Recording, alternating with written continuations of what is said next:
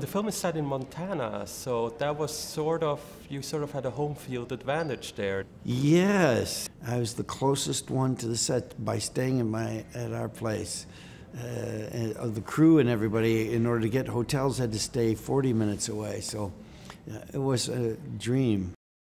Because we were so close, Tommy Flanagan, who I really enjoyed meeting him on this movie, and we had a good connection with each other. And the last day of shooting, we shot very late into the night, and because I think we had something like a 22-hour shooting day, and it was almost daybreak, and I knew my sister-in-law was going to need to move some cows, so I had told Tommy, I said, you come with me and we'll move cows, but it has to be first thing in the morning, because it has to be. So we got in a car right after shooting.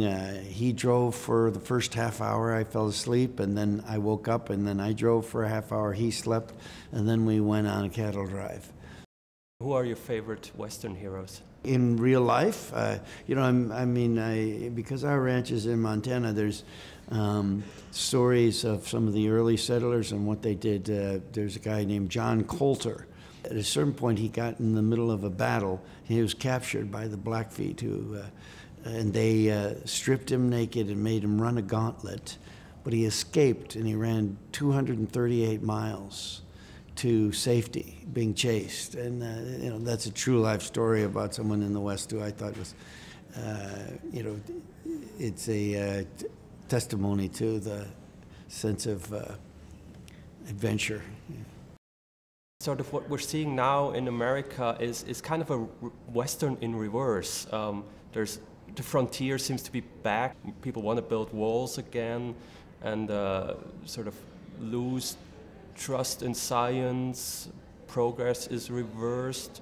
I think it's very interesting to think about that now, because I have been in rural America, in Montana, in our area.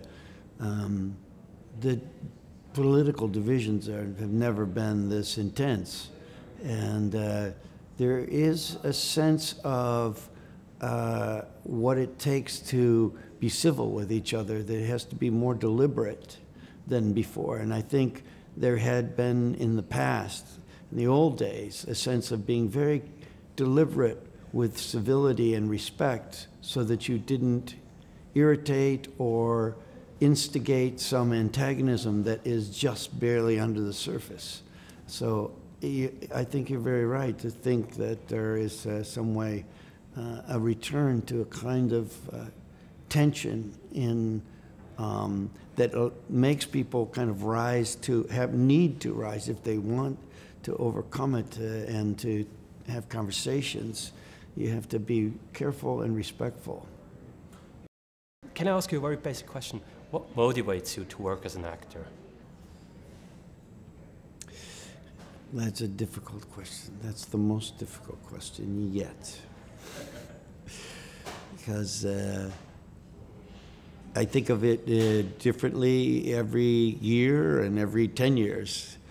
This year has been an unusual year in my thinking about why did I start, why do I need to do it, because my youngest son now is an actor and doing very well, and we've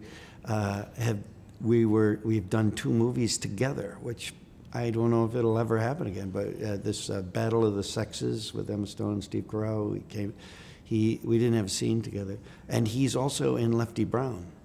Yeah, he plays a cowhand in that.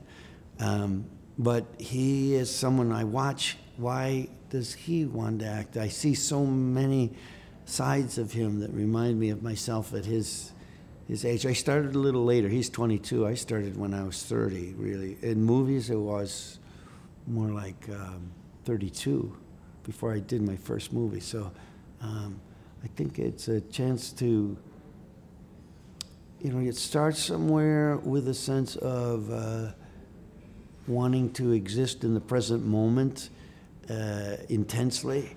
And, that has to be done with a lot of artifice, because you clearly, in movies and theater and things, you're replicating the idea of present tense, but you'd get to a skill level where you can really feel that, that existence is more intense than regular life. Thank you so much. Yes, well, good to talk to you again. Yeah.